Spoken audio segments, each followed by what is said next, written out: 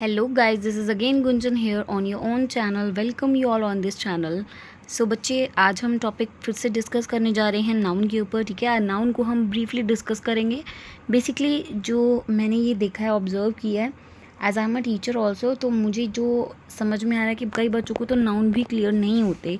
Basically जो noun है हमारा फर्स्ट सेकंड क्लास से स्टार्ट हो जाता है, लेकिन कई बच्चों को वो भी चीज़ क्लियर नहीं हुई है अभी तक.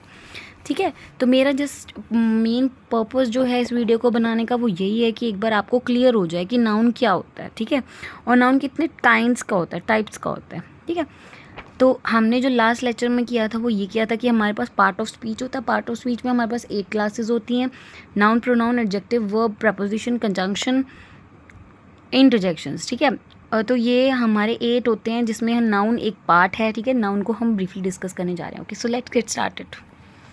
Sir, noun is a name of a person, place, animal और अ थिंग. ये तो बेसिक है, आपको पता ही है सबको. ठीक है, कि किसी भी पर्सन का, किसी एनिमल का, किसी थिंग का, किसी प्लेस का नेम को हम क्या बोलते हैं? नाउन बोलते हैं. नाउन को हम नेमिंग वर्ड भी बोलते हैं. ठीक है, एग्जाम्पल में मैंने आपको दे रखा है boy, girl, Radha, school, Punjab, etcetera.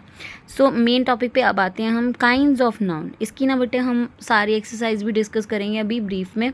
ठीक है, मैं आपको उसके साथ साथ सॉल्व भी करवाऊंगी कि एक्सरसाइज कैसे सॉल्व करते हैं. ठीक है, तो आपको कोई गलती हो ही नहीं सकती मेरे अकॉर्डिंग तो. ठीक है, हमारे पास जो है 3 टाइप्स आएंगे इसमें: common and proper noun, countable and uncountable noun and collective noun. ठीक है, सबसे पहली बात हमने कॉमन नाउन को डिस्कस करना है और प्रॉपर नाउन को डिस्कस करना है. बेटे, कॉमन नाउन वो होगा जो जनरल नेम हम किसी पर्सन को देते हैं, प्लेस को देते हैं, एनिमल को देते हैं या कोई थिंग को देते हैं जो सेम काइंड के होते हैं. जैसे मैंने बोला कि एक क्लास में ना 32 स्टूडेंट्स हैं. ठीक है, तो अगर मैंने स्टूडेंट्स बोला या 10 बॉयज़ हैं, सपोज 10 बॉयज़ हैं और 12 गर्ल्स हैं. ठीक है, 22 स्टूडेंट्स हैं. तो अब मैंने बॉयज़ बोल दिया तो बॉयज़ तो सब आ गए ना, दैट मीन्स कॉमन हो गया वो. ठीक है, और अगर मैंने बोला गर्ल्स, 12 गर्ल्स हैं, तो गर्ल्स में भी सारी गर्ल्स आ गई है ना, तो वो कॉमन हो गया. अगर मैं कंट्रीज़ की बात करूँ तो सारी कंट्रीज़ आ जाती हैं उसके अंदर. ऐसा नहीं है कि इंडिया, चाइना, पाकिस्तान या कुछ ऐसे आ रही हैं सिमिलर कंट्रीज़, है ना. सिटीज़ की भी मैं ऐसे सेम बात कर सकती हूँ. रिवर में भी कोई भी, गंगा, यमुना, सरस्वती, सतलुज, कोई भी रिवर हो सकती है. ठीक है, तो ये हमारे कॉमन नाउन होते हैं. जबकि उसका अपोजिट जो होता है वो आपका प्रॉपर नाउन होता है. प्रॉपर नाउन क्या होता है? Particular person, name, animal, things और places. They always begin with a capital letter. हमेशा कैपिटल लेटर से स्टार्ट होंगे.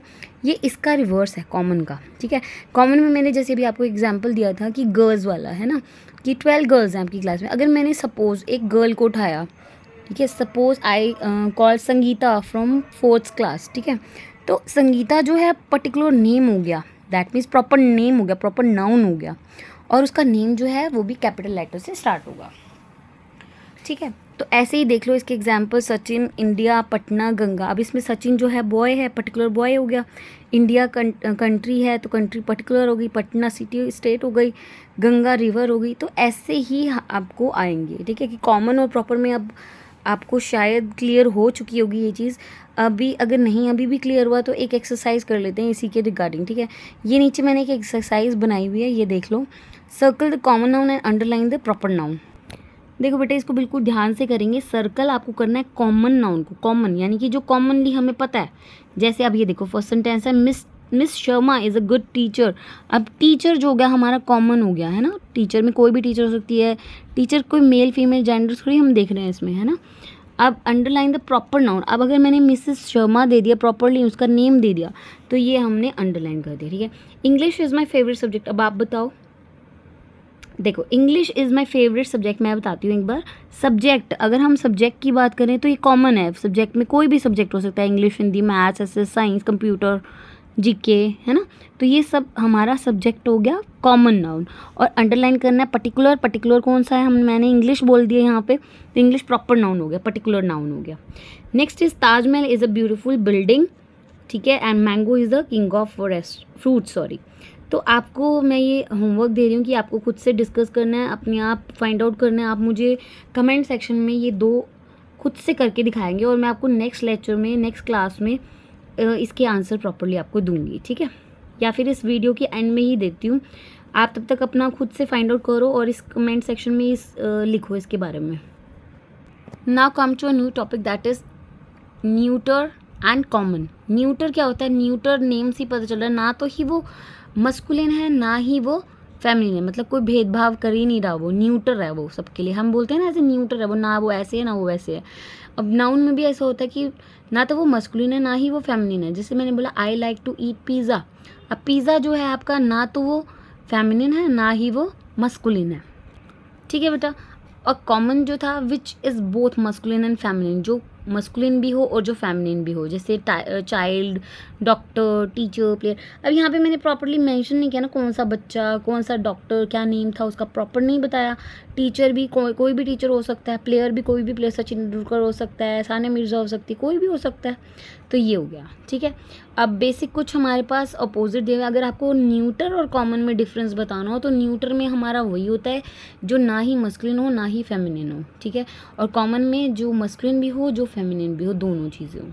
इसी के ऊपर बेस्ड बेटा एक एक्सरसाइज है, वो भी देख लेते हैं, चलो जल्दी से, ठीक है। अपोजिट वर्ड की अगर मैं बात करूँ तो अपोजिट वर्ड में हमारे पास है, ये तो वैसे सिंपल है, ये तो आपको पता है, डॉग का बिच हो जाएगा, मैन का वुमेन हो जाएगा, मैडम का सर हो जाएगा, आंट का अंकल हो जाएगा, है ना। ये तो मुझे कराने की नहीं है, ये जस्ट एक छोटी सी एक्सरसाइज थी कि अपोजिट वर्ड्स कौन से होते हैं, वो आपको पता ही है। हाँ, अगर हम कॉमन और न्यूट्रल के बेस पे कोई एक्सरसाइज करना चाहते हैं तो वो एक ये एक्सरसाइज मैंने दी हुई है यहाँ पर, ठीक है। जैसे इसमें दिया हुआ है आपको सी लिखना है कॉमन के लिए, एन लिखना है न्यूट्रल के लिए। आप देखो, अब आप खुद ही सॉल्व कर लोगे इसको बहुत ईजिली, क्योंकि मैंने आपको इतने अच्छे से अभी क्लियर करा दिया है। पिज़्ज़ा, पिज़्ज़ा जो है वो क्या है, कॉमन तो नहीं है, ठीक है, वो क्या हो गया, न्यूट्रल हो गया, एन लिख देंगे। टीचर, अब टीचर देखो, टीचर तो कोई भी टीचर हो सकती है, कॉमन है ना, तो सी आ जाएगा। अच्छा, कर्टेन, कर्टेन वैसे बेसिकली अगर हम देखें ना, ध्यान से देखें, अगर समझे तो न्यूट्रल वो होता है जो नॉन लिविंग थिंग्स होती हैं, है ना। तो जो चुपचाप से आप ये भी कर सकते हो कि जो नॉन लिविंग थिंग दिखाई दे रही हैं वो हमारी क्या होंगी, न्यूट्रल ही होंगी वो, ठीक है। कर्टेन, कर्टेन कोई कॉमन तो है नहीं तो वो न्यूट्रल है। स्टूडेंट, स्टूडेंट आपका कोई भी स्टूडेंट हो सकता है ना, तो कॉमन हो गया। पेंसिल, पेंसिल भी न्यूट्रल हो, सॉरी हाँ न्यूट्रल हो गई। न्यूट्रल कैसे हो गई, क्योंकि वो भी नॉन लिविंग थिंग है। कज़न, कज़न की कोई भी कज़न हो सकती है, कॉमन हो गई। Doctor, chair, player, table.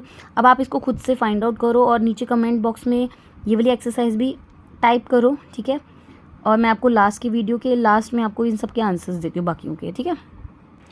बच्चे मैंने ना एक ऐसी पॉइंट उठा लिया था, ये न्यूट्रल और कॉमन वाला। बेसिकली जो है आपकी, अगर हम बात करें, वो जो पॉइंट्स हम डिस्कस कर रहे थे नाउन के टाइप्स में, सेकंड पॉइंट जो है आपका काउंटेबल और अनकाउंटेबल नाउन का आता है, ठीक है।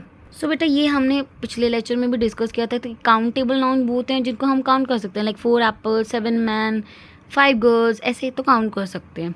और अनकाउंटेबल वो होते हैं जिनको हम काउंट नहीं कर सकते, जैसे वाटर और एयर, हेयर्स, है ना, आप उनको काउंट नहीं कर सकते तो वो अनकाउंटेबल हो जाते हैं।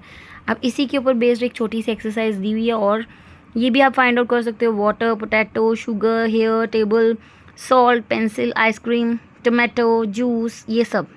देखो बच्चे, वाटर जो है आपका अनकाउंटेबल है, आप काउंट नहीं कर सकते हो। पोटैटो काउंट कर सकते हो, काउंटेबल। शुगर अनकाउंटेबल होगी, एक एक दाना आप काउंट नहीं कर सकते। हेयर्स भी आप काउंट नहीं कर सकते। टेबल काउंट कर सकते हैं, सॉल्ट को भी नहीं कर सकते हैं। Pencil is countable, ice cream is uncountable, tomato is countable and juice is uncountable, ठीक है।